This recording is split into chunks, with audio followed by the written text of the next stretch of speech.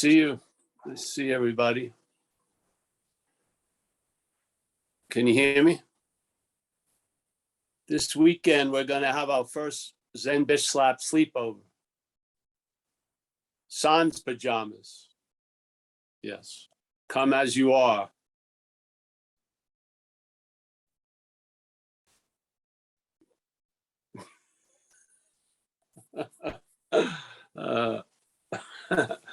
I can just picture that. Wow. No. Nice to see everybody. It's a simple message. That's why it can constantly be repeated. The premise as presented in non-duality is that we are reality, yes? Being ourselves reality. Didn't say we were once reality and we're in a process of becoming reality. It says being ourselves reality from Ramana Maharshi. The seeker is the sought. What's looking is what you're looking for. These aren't really cryptic messages. They're very direct, very simple. Usually what the process that's gone through is the attempting to understand it and get it and grok it. And until you get exhausted or that the system exhausts itself, in its failure is the success. Yeah, that's simple. The real relief is never getting it. And it's beautiful not to have it, because then the idea of its opposite, losing it, can't be fed. So it's a beautiful message. Basically, if you're looking at it from the problem, it could seem to be a solution, but it's never a solution to the problem. You can't really use non-duality, to get out of chores and shit like that, or shit when you do something in a relationship. Well, there's no Paul. No, it doesn't work that way. The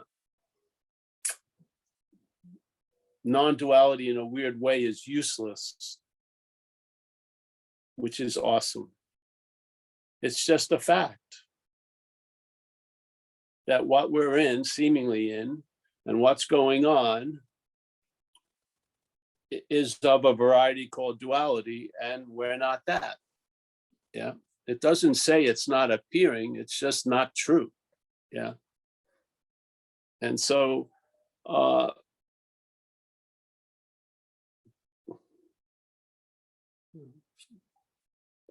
it's sort of like, yeah, you go into a coffee shop and now that, they sell croissants and books and incense and stuff like that. Yes.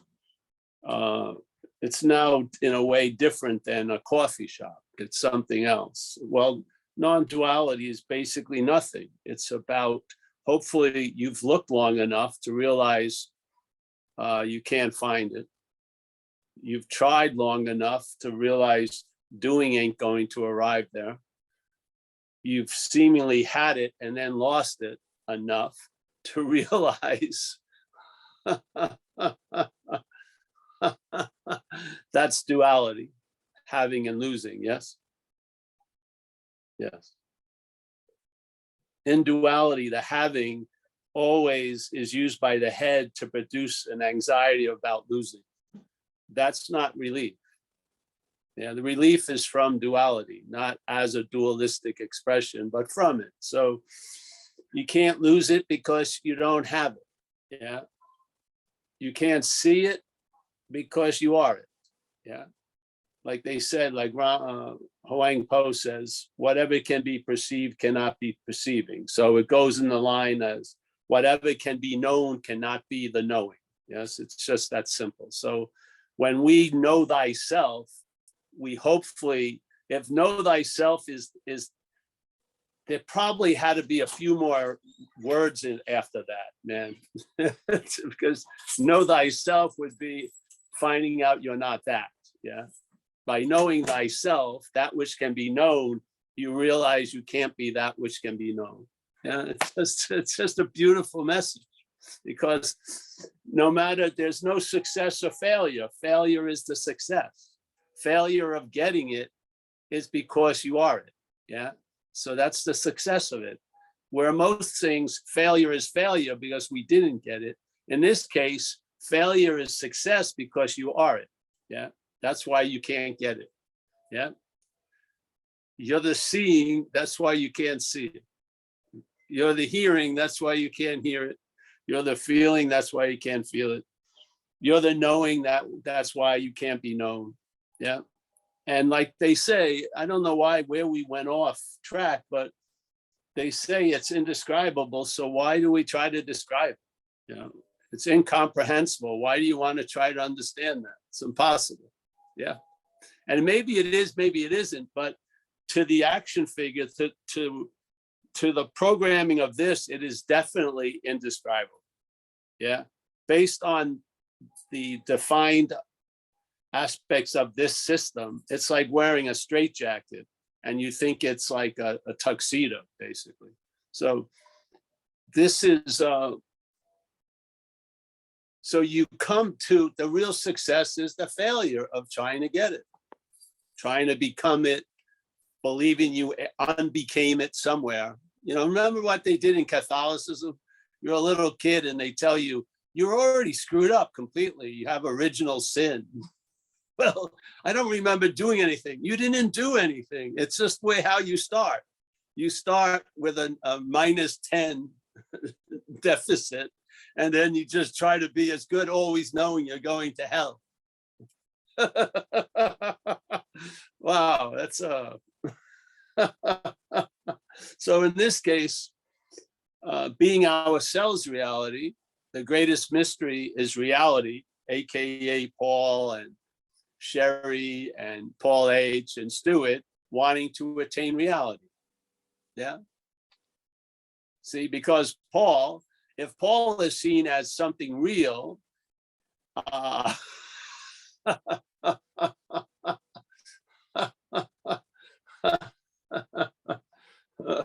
oops, that's how it goes. So so instead of trying to understand that which is not understandable, we understand what's understandable. You can know the known. You can. Yeah. You can know the known. It's available. Yeah. Yeah. You can see what you're not. Yeah. You can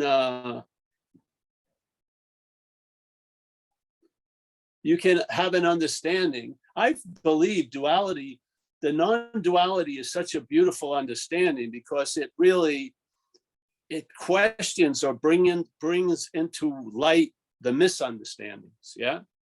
I don't really think it's there to replace them. I believe more like the story of Ramana about the guy with the thorn in his shoe, in his foot, and he stops, takes the shoe off, and then looks around. He's got this thorn, and he looks and he sees another thorn, and he uses the second thorn to take out the first thorn. He doesn't replace the first thorn with the second thorn. The second thorn had a value, which was to take out the first thorn. So we have an understanding of non-duality to sort of bring into contrast the misunderstanding of duality, or which is dualistic. Yes, that we are something and we are going to get something. Yes. So, and it's such a weird mix-up anyway, because the mental state has the object being the subject. Yeah, it's just crazy. Yeah, that's the dualism. That's the essential aspect where we sit of duality, is this dualism. Yeah, when they're seeing, we think it's done as by a seer. We think we're conscious.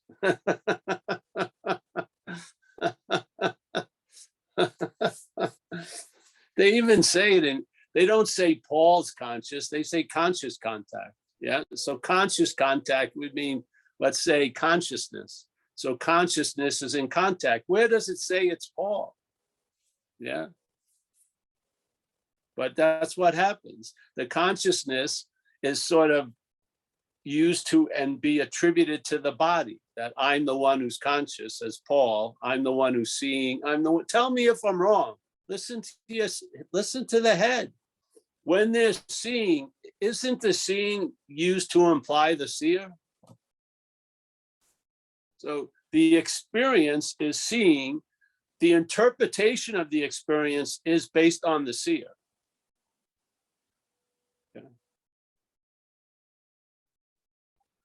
The conscious contact is experience, but then there's an interpretation after the experience, which is based on the experiencer, which is seemingly us, yes? To the point where now the experiencer wants to experience being, yeah? All the while being, yeah? So the point is the question, the questioner, yeah, to question the experiencer and see if it's so or not, and see if the interpretation comes after the contact or is the interpretation before the contact. I completely believe the interpretation is based on contact. And there's contact with no need for an interpretation yet, but there's a complete need of contact to have an interpretation. So what's essential, I feel, is the seeing, not the seer. What's held essential in the head is the seer, not the seeing. There you go. What more? You don't need to read 800 books. Yeah, just go to the author page and check it out right here.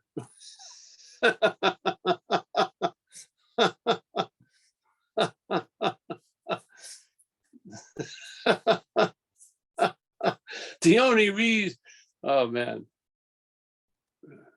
We used to have an old trick during the old days where we'd have, there's Paul, and Paul's going to have a movie about Paul. Now, a lot of Pauls think it's going to be about them, so they sign up. And then some girls that went out with Pauls who want to be right about Pauls go to the movie too. So 35 people show up for the movie all about Paul.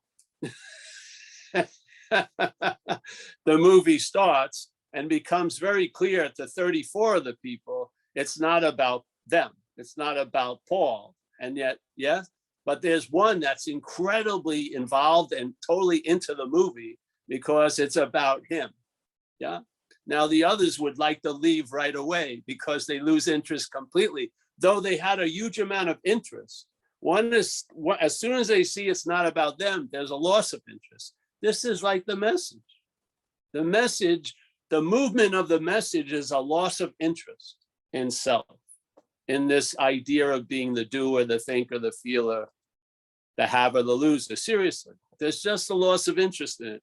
Now, before, if we got an idea about that would be a good move to do, trying to lose interest in it as it doesn't work. Yes. If the identification as self sets out to lose interest in the identification as self, that's more identification as self. You can't get out of it. The beautiful news is you realize you're not in it. Yeah. That's the out. The out isn't something that is the result of escaping the in. It's before the in. There's an out without an opposite. That's before it. And then there's the mental in, and then there's the mental wanting to get out of that in, which is a bigger in. Yeah. So self tries to get out of self, which is constantly reinforcing the identity as self. Who would have thought? So finally you see it, hopefully. This is like, a glass lending library. We're just throwing out a pair of glasses, try them on, just check it out, see what you see. Maybe you see things differently. Instead of trying to make things different, you'll see them differently, yes? They can just appear the way they're going, but different information will be extracted. Yeah? And what happens? that relief that was a goal that was completely defined by time and you, the doer or whatever, is now immediate. It's readily available. You have relief right at hand. Yeah. You have relief from the need to be liberated because you're not that which needs to be liberated. You do. You have relief from having to know everything. You don't know, you're really on a need to know basis, really. If one thing's happened to me, I've gotten completely dumbed down, to tell you the truth, over the years. Seriously.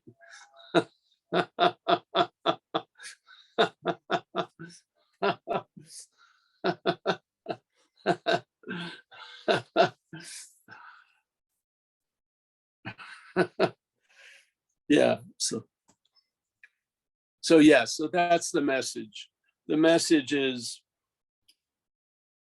like the first video we ever did with the lion and the sheep thing, and then that lion, the young lion who's forgotten that it's a lion, it's taken itself to be a sheep, seemingly have forgotten, has an experience with an older lion. They both see their reflections in the pool and the young lion gets it, yes? That's a beautiful story. But what happens when the old lion splits and the young lion starts walking away from the pond? The sheep programming is going to kick in and is going to claim that moment of revelation to be an experience the sheep had. And now the sheep will try to become a lion. Yes. Yeah. That's what's important to know, because people believe that if something happens, all the shit they do is going to stop. You're not doing anything. The mental state is mechanical. It's going to claim the epiphany. Once it comes back, before, because it looks like it's knocked out. It's like those birds that run into the glass. If you don't throw them in the garbage right away, they may come to in about 30 seconds and fly away. They're just looking like they're dead, but they're not. So this thing, gets knocked out by an epiphany, comes back, and it just says, I had an epiphany. And now the lion, fresh with the revelation it's a lion, that revelation is now being held as a sheep. Yeah. You got to see it or you're going to be looking from it. To me, satsang is a warning, really. That's what it is. Satsang is a warning of what's going to happen, because it is what's happening that makes what's awake seem to be asleep. Yeah. So it's appearing to us that we're asleep. Yeah. We're not awake, but in fact, we're all awake. Yeah.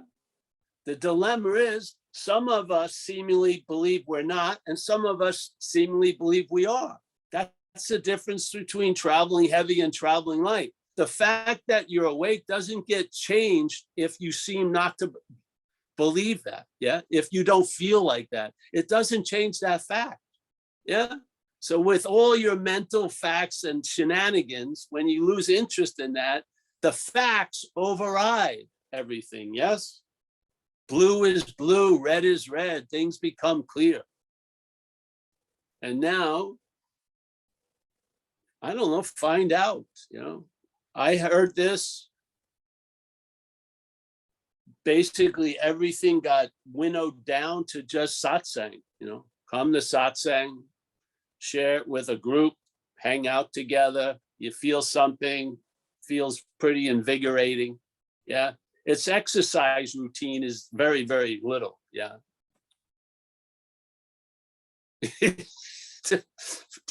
It's just, yeah. So there you have it. And if, people are doing tons of stuff, great. Yeah. But the same thing that someone feels essential they need to do, another person may not need to do it. Yeah. And this is what happens. People ask me, I really need to do that. I say, you better do it. But I don't need to do it, so I don't. Yeah. Yeah. If I felt I needed to improve the condition that's inherently available, I probably would. but I see improving it is a mistake. It's a non-recognition of the fact. Yeah. So, yeah. Yeah. All right. Thanks, whoever. Sina.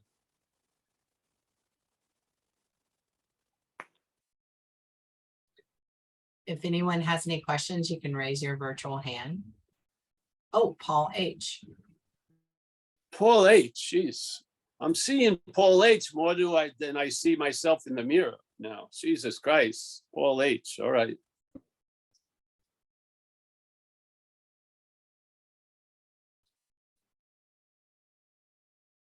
Kind of a dog shit. Hey, Paul. Can you hear me? Yes, now I can. Yeah. Okay. This is you talking to you. So I'm definitely not going to listen now. So there you go. very wise. This may be kind of a dog shit question, but I got curious about this. I saw this program and it attributed the co-founder of AA, Bill W., as having taken LSD, or they called it a LSD or some other substance that was that, and after he did that, that's when he started AA. And no, that's not. No, he did that after. He did the LSD after AA. Oh yeah, so yeah, he did it. Yeah, other way around. Started AA in what, like 38 or something? 35. 35.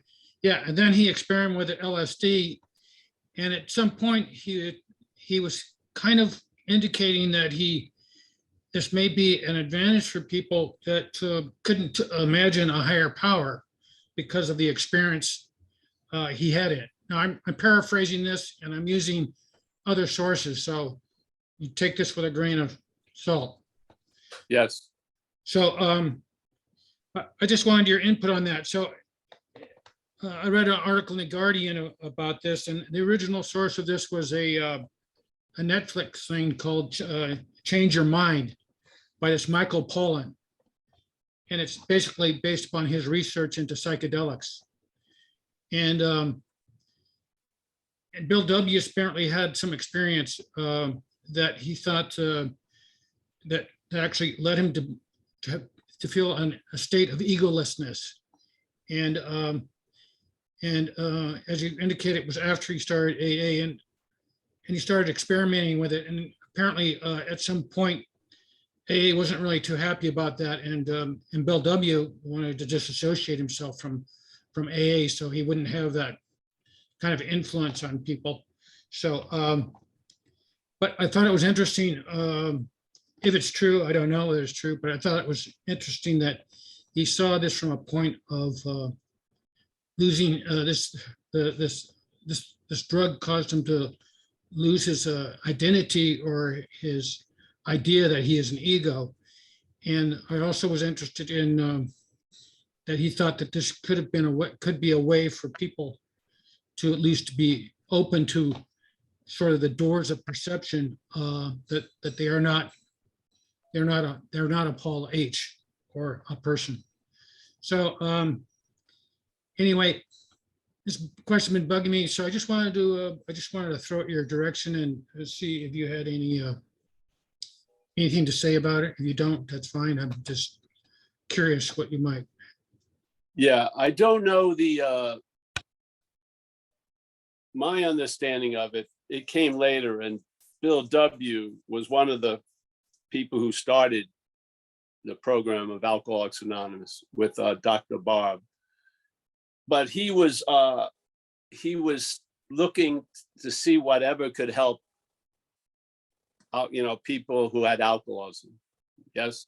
And so they were feeling like doing the LSD trip would be almost like a living fourth step, which is an inventory of maybe seeing what you're not.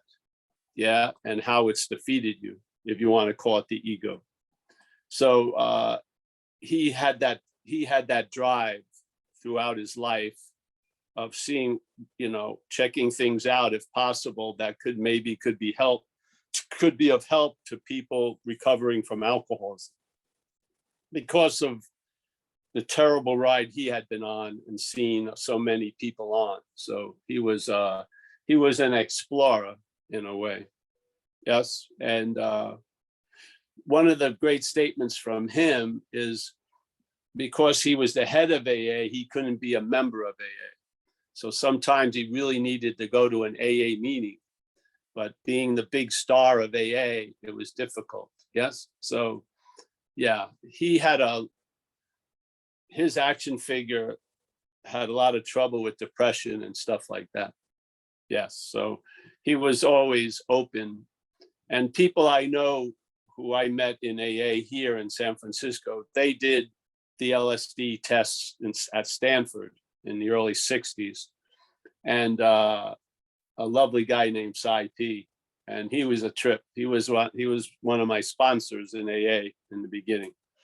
Very knowledgeable about the Course in Miracles, and had done a number of LSD trips in Stanford as an experiment, being an alcoholic. So yeah, but yeah, that's how I see it. But I'm not a historian. Yeah. But sometimes if you have a role as an action figure, sometimes there's a response to that role. And so you're looking to bring about, let's say, an understanding, not just for yourself, but for others to be of help. Yeah. It just brings out that quality. And one of the spirits of recovery is service. So in a way, some of the people that explore possibilities in recovery are doing a service for the rest of the community. Yeah. Yeah. So I feel that was my take on it. But I knew he had a white light experience before AA. So he had a white light, yeah, where he was in a hospital room and he got whacked, and that really put him on the straight and narrow. But then they had trouble when he presented that story. People thought that was the only way that you could have, let's say, come to a spiritual idea. So they had put out a whole piece in the big book about spiritual experience, just sort of like what we joke about someone innocently sharing they had an awake event in Walmart, having hit in the head by a toaster. People are going to go to Walmart and try to have someone put a toaster on their head. This is the insanity. So they had to become clear about it's not always a white light event. Yes. Yeah. So same thing in a lot of ways, because things don't tell us their understanding. We understand things mostly. Yes. And us understanding things is defined by the system we're understanding things through. What I think that can show you is the failedness of it. So maybe an understanding can download in you, like before the system, and then come through the system onto the canvas. Yes. Yeah. Because obviously we give everything all the meaning it has. So when we hear the message, as the messenger, it has been tailored to us. Yes. Which a lot of messages are. That's their basis, but non-duality isn't, to me, like that. Non-duality is not something that's going to be, an add-on to your understanding. It's going to confront the whole understanding, because the understanding is that there's a you that's there to understand, which is dualistic right there. So it's a non-duality. Yeah. This isn't like you don't go to a non-science class or a non-Buddhist thing, but this is it's not two. So two isn't a stagnant, there's not this and that. There's thising and thating based on us. Yeah. How we see things is of a two-ness in nature. Yes. So when we move towards something, we don't notice that we're moving away from something. So yes, so there's experience, and there's the interpretation of experience that becomes the basic experience now. The basic experience is of the experiencer. Yes, which is an interpretation. So it's off the beat. It's not even at the point of contact. It's after. Yeah, the conscious contact is of seeing, hearing, feeling, tasting, touching, falling, climbing, running. Yeah, the interpretation is after that in time, like a stagger step. Yet the interpretation from the head's point of view precedes the event. Yeah, so you are a you before the event. You don't see that the you is an interpretation of the event. So the you is an add-on after the event, yet when we speak from the you, we think we were the one that was before the event. This is the simple crux of the matter, is to see that dynamic, duality before, after. Right now, the before is seen to be after to us, and we're the before. And so we call the after from this before the truth or awakening or shit like that. All the while, that which we think is after is the before. We are awakeness. We're not a thing. Yes, we're not an experiencer. We're a field of whatever you want to call it, but we're not a thing engaging with other things. Yes, it's not the case. So, I mean, what could go wrong based on a lot of wrong assumptions? I would say a lot. How long can they do it? Not long, maybe 70 years, 80 years, but the show's going to end and it'll be like nothing ever happened, because in fact, nothing ever happened, really. All the cloud shenanigans, and when the cloud is all about the cloud, it's thinking it has all this huge effect, but it has no effect on sky, which is the basis of the cloud appearing. Yeah. Why not have a little sense of what's before now? Yeah. By seeing the imaginary before is after. It's manufactured by the mental state. That's all you need to know. You don't need to know that much about it. Just know that it's after what's happening, yet it implies it's before everything that's happened. I mean, I would like to see, why would you want to, know the secret of the 30th knot when that's the first knot? Just look at that and see your knot, K-N-O-T, that. Yeah. And then maybe you won't take the knots so seriously. Yeah. Yeah. Yeah. I mean, how is a knot going to undo another knot? It doesn't work. It just puts it in another shape of a knot. Yeah. That's all it knows is knots. Yeah. It doesn't, yeah.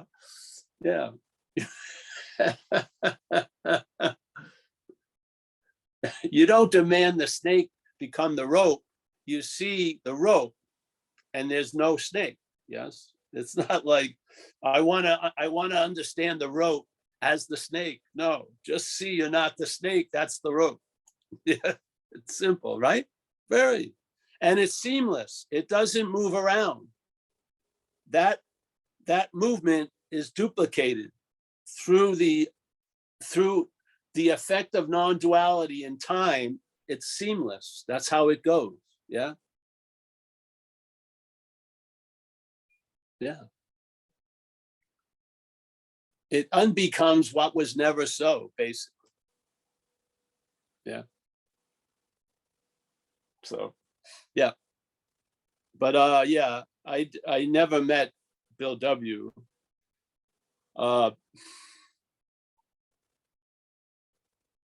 Yeah.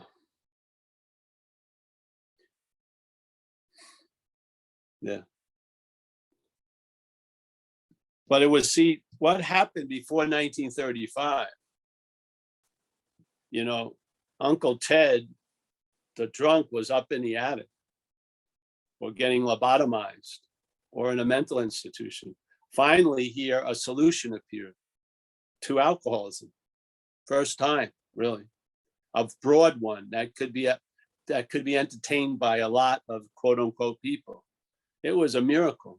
Before that, I remember I used to speak at a church, and we'd have to walk through the church to get to the room we rented.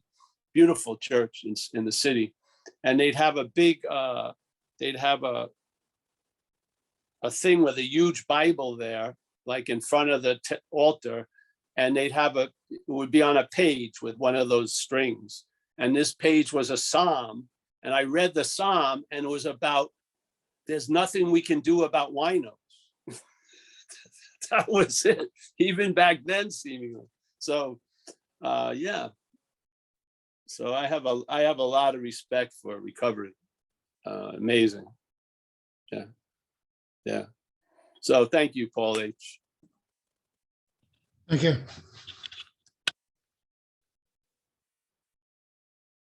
Rhoda has her hand up. Rhoda has been tardy in calling me up. It's okay, Rhoda.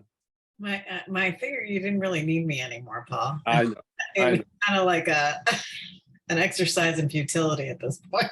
Oh, but it kept us connected in a certain way. Oh, well, thank No, you. I'm all right. You're let off the hook. Oh, thank you, Paul. No problem. So when you were talking about retelling the story about the sheep and the lion Yeah. as thinking it's the sheep. It's not the lion thinking it's a sheep. It's the head thinking it's a sheep. Unfortunately, the lion isn't seemingly not enough there, obviously. So something, the constant repetition that you're a sheep seems to override the nature of the lion. Yeah. Yeah. But it's not, the lion doesn't do it. Yes, Yeah. it's the mental state does it. Yeah. Yeah. Yeah, I can sense that that's what keeps trying to grab hold of it, because there's like a few days ago, there was just, it felt like exactly what you were describing. It was like the lion showed the lion that it wasn't a sheep, and everything fell away. And then something claimed it. Yeah. Claiming happened, I guess. Can I say one thing? Please. The lion was shown that it was a lion. Yes. What they need is the message that it's not a sheep. Yeah. The whack is, yeah, you're a lion. The message is you're not a sheep. The whack isn't, I'm not a sheep. The whack is you're a lion. And then the message is the one that can be repeated is you're not a sheep. Because it's not going to be a lion program that arises. It's going to be a sheep program. Yeah. So that's right. Yes. So that's the message is about that. The message is about the sheep programming. I feel completely confident that you're a lion. Mm-hmm. Yeah. Mm-hmm. So the important point is, so that's like the resonate or whatever, you get the whack. Yeah, I'm a lion.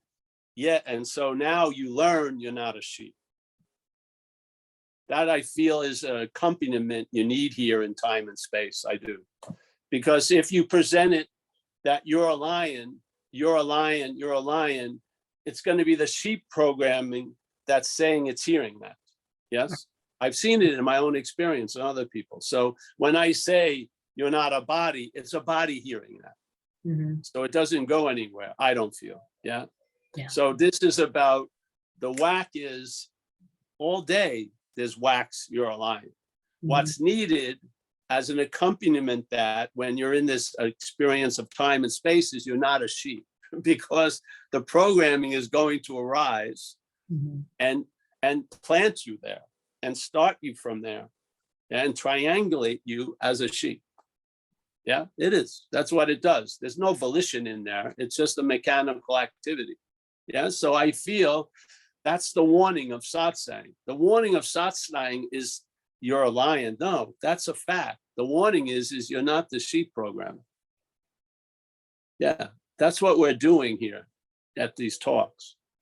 We're trying to describe the sheep, yeah, so that the lion can recognize it. Instead of trying to recognize the lion from the sheep, Let's see the sheep from the lion. Yes. That lion is ready to roar at any second. It just doesn't, it had, for some reason, because of the sheep programming, that possibility is just ridden over. Yes. So now most of us have had a free sample or two, or many more. And so after having many free samples, that's enough free samples. What I need is a warning on the package that sheeping is going to arise and very quickly replace you with the idea of being a sheep, even a sheep that wants to become alive. Yeah. I didn't see that with all the lion events that happened. Mhm. They didn't have attraction really until I looked at, I'm not a sheep. Yeah.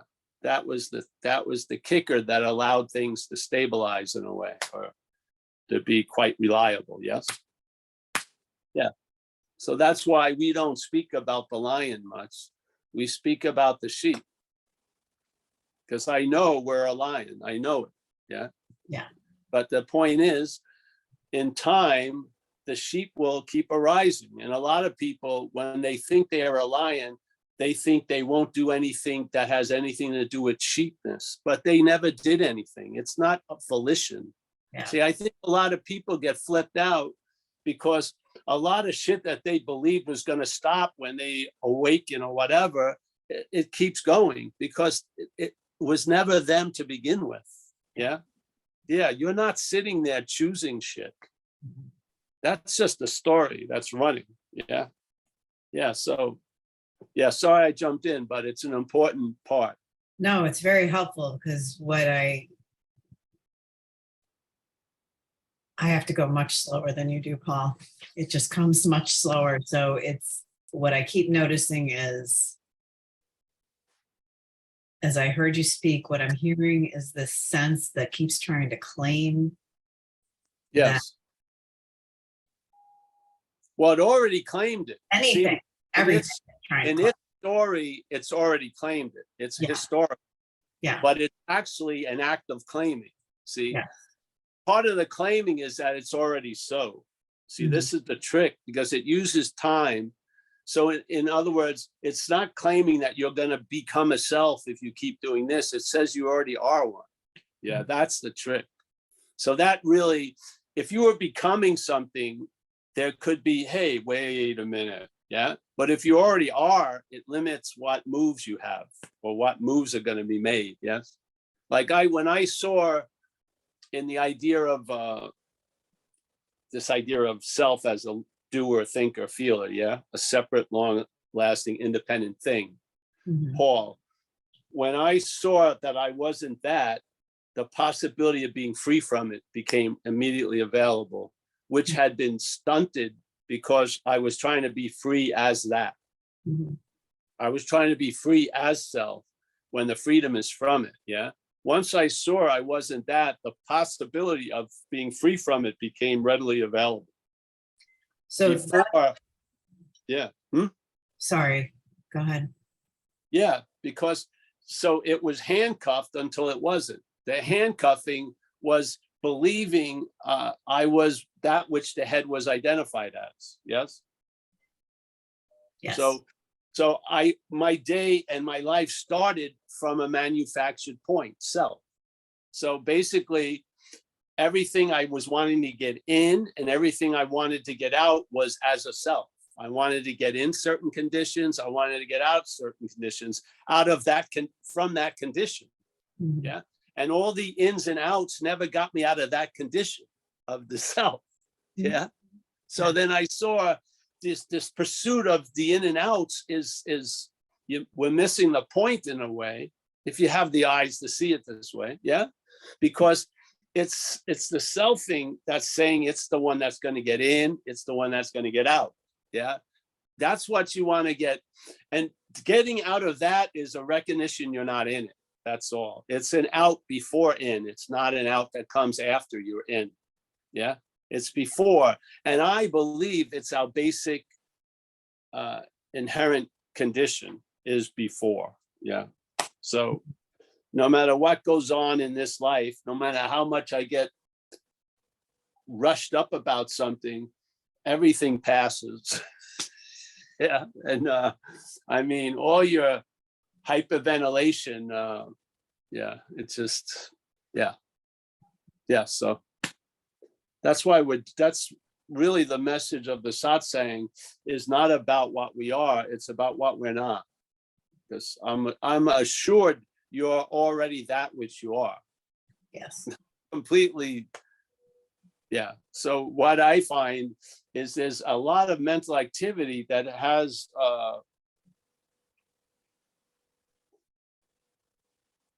you know, the sky seems to be an aspect the cloud could entertain. Yes, it's crazy. So yeah. So There's So a lot I- of mental activity for sure. Hmm? There is a lot of mental activity, just none of it belongs to whatever it was that thought it belonged there.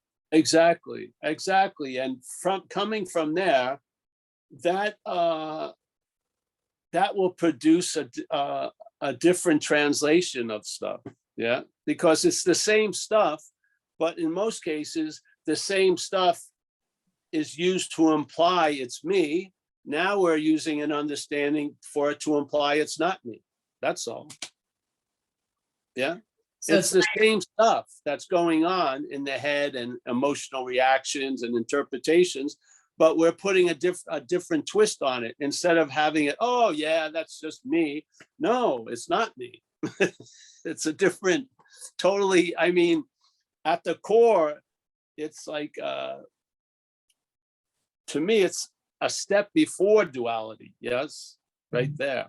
And so before I become the subject and the object, yes, yeah. So now the stuff that's happening in my day that used to be used to imply a me is now used to negate that me. Pretty good. Yeah. Talk about duality, using duality to dream oneself out of duality. There you go. Yeah. Yeah. Yeah. Instead of having a constant reminder of what I am, I have a constant reminder of what I'm not. I found the constant reminder of what I am didn't work. Yeah. The constant reminder of what I'm not works. Yeah. Yeah. Yeah. mental activity is just seen as what it is. It's nothing to attach to. It's nothing that tells you anything about you. And it hasn't gone away for you. There's Well, sorry, Paul, it that's doesn't- not the right word. it's not from the to you point of view, I wish it went away, but I'm not looking at it from the to you point of view. So it's basically one of many things that go on. Yeah. But like the Zoom, it's not the whole square, it's a little box in there. Yeah. Yeah. Yeah, I believed that I could get out of here as this here. And I attempted 100% with drug use and it didn't work. I apply that to basically any other form of seeking. I don't believe we can transcend an imaginary place as an imaginary thing. I just don't see it. You know, maybe someone can, but hallelujah. But I just feel I've given up a lot of mystical, magical stuff. Yeah. Yeah. I never really wanted to be here since I've been 6. And now I found a way to get out, which is completely being here.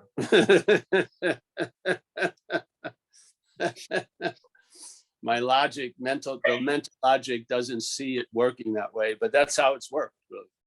Yeah, yeah. Perfect. So my whole intention here is to ground me. So right after this talk, I'll eat a big slab of homemade lasagna. Yeah, make sure I'm not going anywhere. Hell yeah. Thanks, Paul. Yeah. Thank you. It's great to see you, Rhoda. Thank you. And we have Bruce. And there's We- 8 minutes left. 8 minutes. 8 Okay. minutes. How does it Thank you. feel? 8 minutes left. It feels timeless. It doesn't feel like any different than 7 minutes left. All right, Bruce, how are you? Always an eternal now. This is just happening in this meeting tonight for me. Being after the two lions seeing themselves in the pond, their reflection in the pond.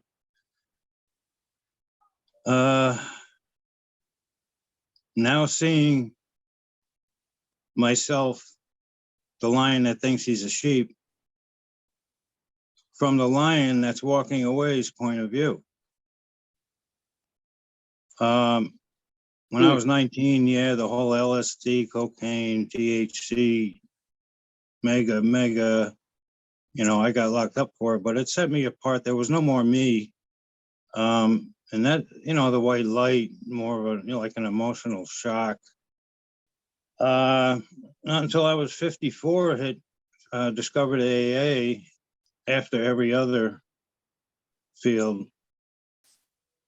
And working through that, at least to realize I was the lion amongst the sheep. And then when I did, non-duality entered my mind, people in AA, like my whole life, their first glimpse is, wow, but then, they slip back in, from that point, my point of view at the time. So now, I don't know, I just feel like the lion, I was 6 and, all those drugs made, it was like an uninhibited, I guess is what it had done to people. Extreme. So yeah, it's weird having been isolated up to this point, this meeting here now with all of you, feeling, set apart in a sense. And none of that, I had to go through the same educational as everyone else. I almost died many times going through the spiritual, stuff that needed to be done in order to understand, have compassion for others that, suffer from this dis-ease. So anyway, yeah, like that lion just walking back into the woods, and they can, everybody does what they do. That's not in my field anymore. There's that plate of lasagna, this meeting here with all of you sharing. So this is just happening. Thank you all. Thanks, Bruce. Nice to see you. Anyone else? Oh, I feel like we only have 5 minutes left. Let me see. That is correct. There you go. Wow. You're pretty good at that. Not paying attention to Yeah. time, but you knew. That's right.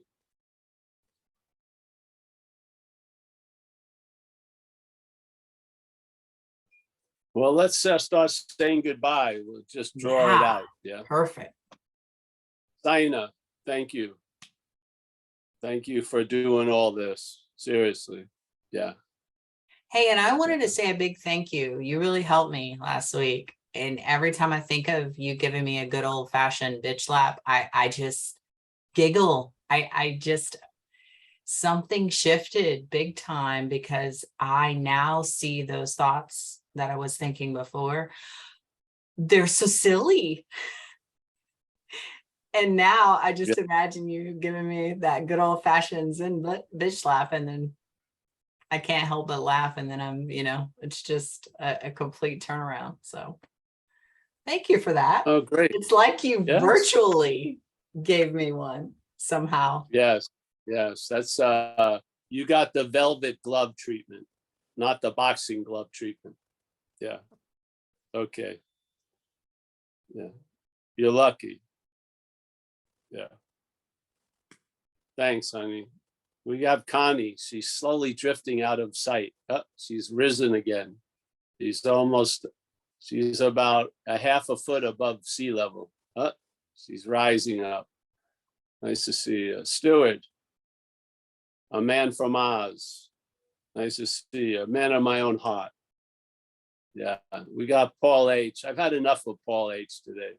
Let's just glide right by Paul H. Get to Sky. Is that Sky, my main man? Nice to see you, Sky. Very nice. Thank you. Thanks you for dropping in. Yeah. All right. All's well. Yeah, great. Thank you. We got Sherry. We have William. Oh, wait, I'm listening, Sherry. What's up? No, I just said thank you so much. I appreciate that. I always appreciate these talks and just never get tired of it. Oh, great. Yes, that's good. Yeah. I never get tired of it either. That's pretty good. Yeah, it's pretty cool. Good Yeah. combination. All right, we got William. William's there. Hopefully all's well. Yeah. Rhoda, we've had our moment. There you go. We got Dono. Don is placed in a position of neutrality between a Zen retreat and a Vipassana retreat. Free. Very nice. We got Kerry from Hawaii. Yeah. You're at the compound, all's well.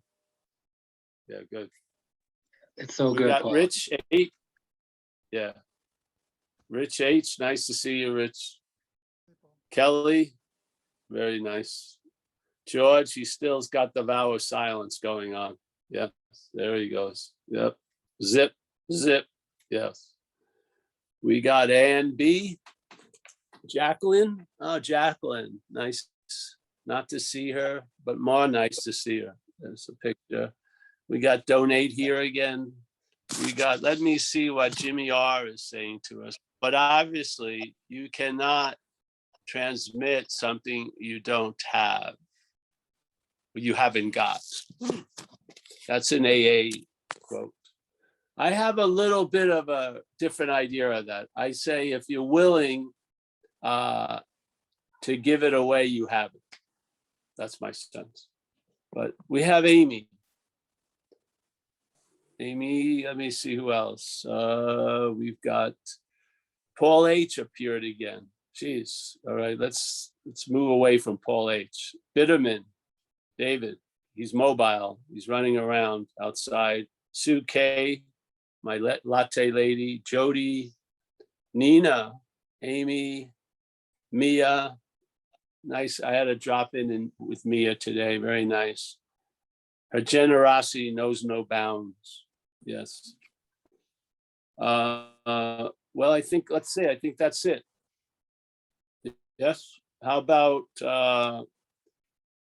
let's not take ourselves too seriously. Yeah. Yeah. Yeah. All right. We'll be around.